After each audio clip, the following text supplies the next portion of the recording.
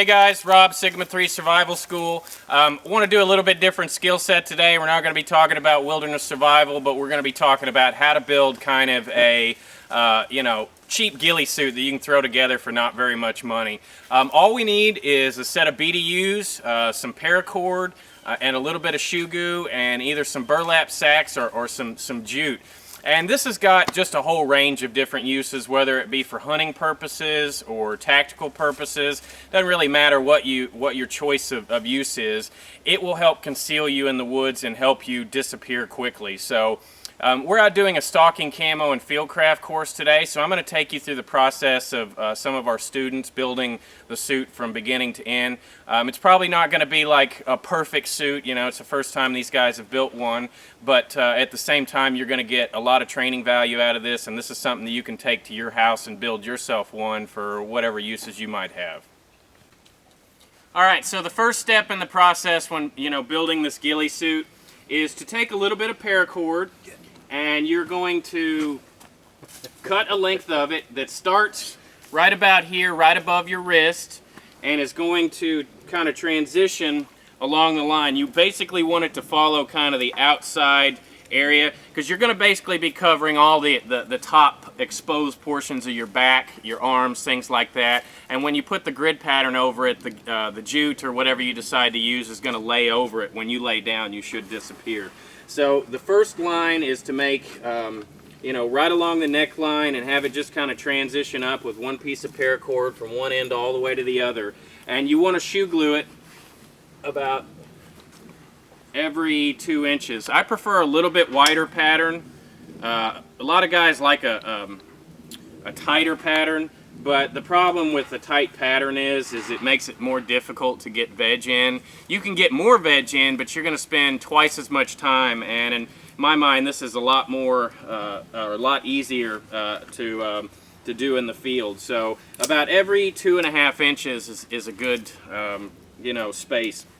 And then we're going to stack 3 rows of this all the way across, and then once we get the rows in, then we're going to start our vertical runs.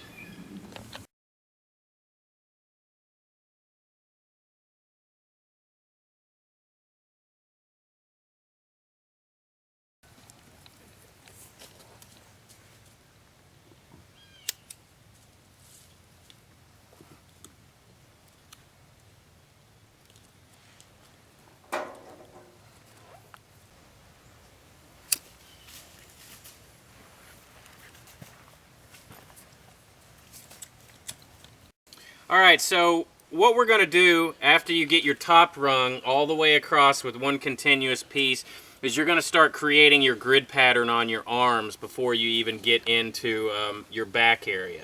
So you're going to start with your horizontal pieces and shoe glue these down. Make sure that you don't have like weird spots in the middle where you've placed shoe glue. You want to make sure that your pattern lines up correctly and it's got all the same spacing. So all you do is, you're going to put your vertical pieces in. Make sure that it's stuck down real good with plenty of shoe glue. You don't want this stuff coming loose later, especially when you're out in the field and need it to be working good for you. And spread this around. And after you get your pattern on your arms, do both sides, then we're going to start doing the vertical pieces. Now you can do this in either a 3 grid layout or a 4, just kind of depending on how much camo you want on your arms. I actually prefer a little bit less jute and things like that on my arms, because typically that's something that's going to get hung up. Alright, so after you get your grid pattern laid out on your arms, then we're going to move on to the back section. And the trick with the back is we're essentially going to take a long piece of paracord, and we are going to follow the pattern that we created here, and then we're going to stretch the paracord down to maybe 1 inch, 2 inches above where the bottom part of your BDU is, and you're going to shoe glue this just like you did the rest, and you're going to come up here and conform your way over the top. And we cut this long because we want to have overlap. We're essentially going to create a grid pattern on the front of this also, so that we can have a little bit of jute on the top part of our chest area. So cut this a little bit long. Make sure you're pulling your innards out and burning your ends off on your paracord. You don't need the innards, so pull those out, and make sure that your side runs are at least like a foot of overhang over the top here. And then when we get to these sections closer to the middle, we're going to take these pieces and kind of conform them around the neck so that the jute builds up right around this area. Because our silhouette is extremely important. One of the reasons we use a ghillie suit is to camouflage our silhouette. It's you know, one of the biggest things in stocking and camo is your silhouette will give you away. So anything that you can do to camouflage that is going to help greatly. Alright, so we got our arm patterns done. And basically what you're going to do is start on your vertical runs. And it's real important to kind of follow the seams right around this area. You don't want to go past the seams, because the way this burlap works is you'll have 6 to 8 inch strips that are going to overhang so that when you lay down you'll disappear. So get your vertical runs and make sure that you've got some overlap, you know, that hangs over the shoulders. And then now we're going to start doing our horizontal runs. And you really want to try to make sure that it's symmetrical. You might even want to pre-cut all this stuff and lay it out so that your design looks good when you're done with it. So cut your strips and then shoe glue these all the way across from here to here.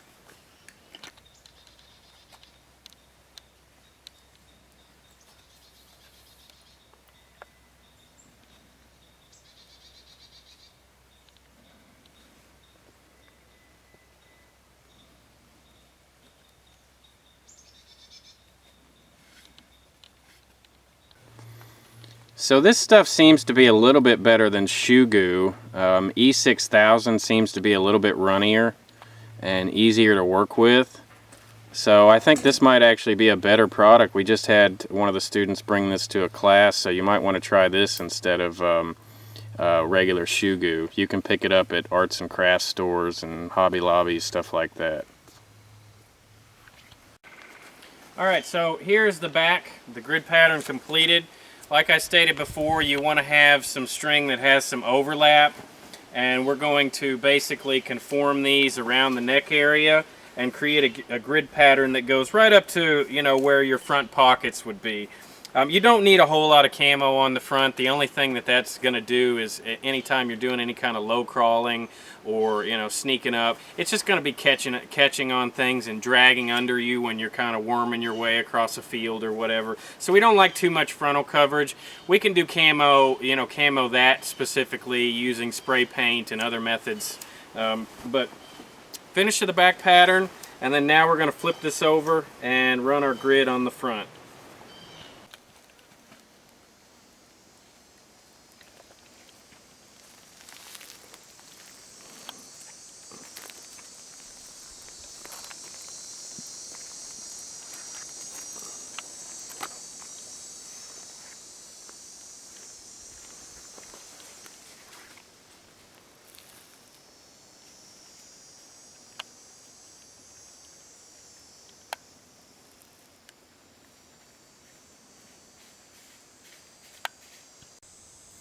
Alright, so now we're going to do the pants, and there's a lot of different ways that you can do the pants, guys. Some people even like to turn their uniforms inside out, their tops and stuff like that. I don't like that. I like to utilize the pockets. A lot of guys will say that it gets hung up and things like that.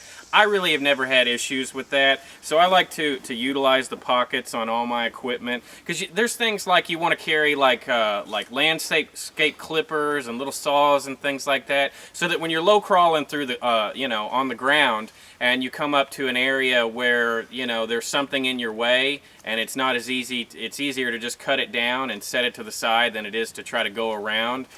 You know, you like to have clippers and little saws and things like that on you. But for the pants, basically it's the exact same concept.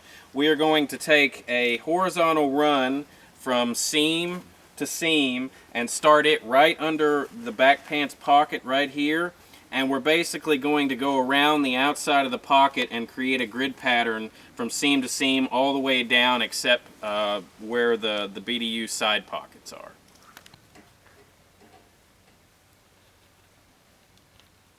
looked rough while I was down there close to it, but it don't look bad from far away.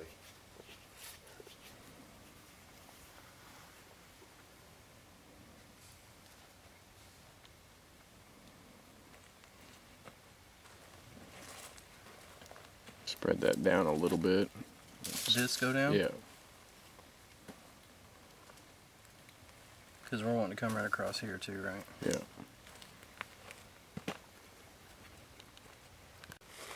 So the first step, or the first process, is to basically lay out a grid pattern right below where the butt pockets would be. And you can either do that with 2 or 3 strands, depending on how tight you want your grid. And the next stage is to run our vertical pieces here. But when we do them for this part of the pant leg, right in here, we're basically going to take a piece that will run all the way down, and then we're going to come back over and create another grid pattern that runs beside the pockets. For here, I typically like to make a glue point on both sides of this. This one was done in the middle, that's fine. But when you make a glue point on both sides, that allows you to run down the seam of both legs to the inside. So you're going to take this cord and run it and glue it close to these side seams on both sides.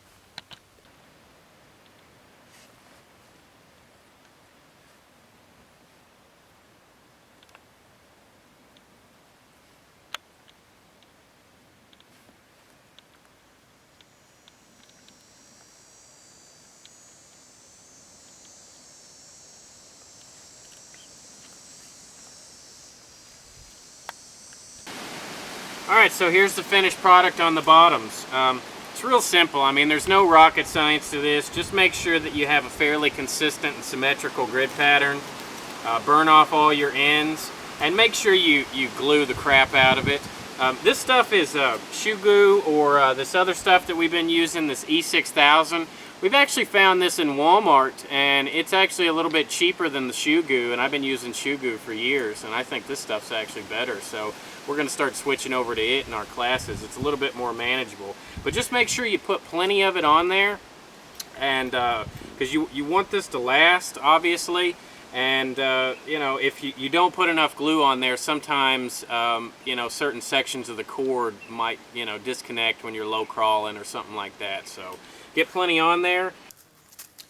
So after you get your pants completed and before you put on your burlap, what we're going to do is go ahead and treat these for bugs. And the main product that I use for bug treatment when out in the woods is permethrin. I don't like DEET at all. DEET has very short effectiveness. It's only good for a few hours, and it only repels, whereas permethrin kills. This, if done properly, and there's a lot of ways, and I'll do an entire video on dealing with bugs and sprays and things like that. But this is good for about 30 washes in the dry, or in the washer after it's applied, and it is just so much better than DEET. It's ridiculous. And when you're crawling through the woods and you're doing stalks and things like that, bugs are going to be of huge concern. In fact, if you read Carlos's Hathcock books about you know, his Marine Corps sniping adventures over in Vietnam, one of the missions he talks about, he was actually more afraid of dying from ant and bug bites than he was from the Viet Cong. So, you know, when you're crawling through the grass, you really need this stuff. Basically, you just spray it on. It's very simple. First, and you want to put on a pretty good amount. And probably my favorite way of doing this is to get a 5-gallon bucket and basically just dump 1 or 2 of these in there, and you can pick these up at Walmart for about 10 bucks. And I'll just dump it in a 5-gallon bucket and dilute it with a little bit of water, and then I'll just take my uniforms or my suits and throw them in there for 24 hours and let it soak, and then pull it out and let it air dry.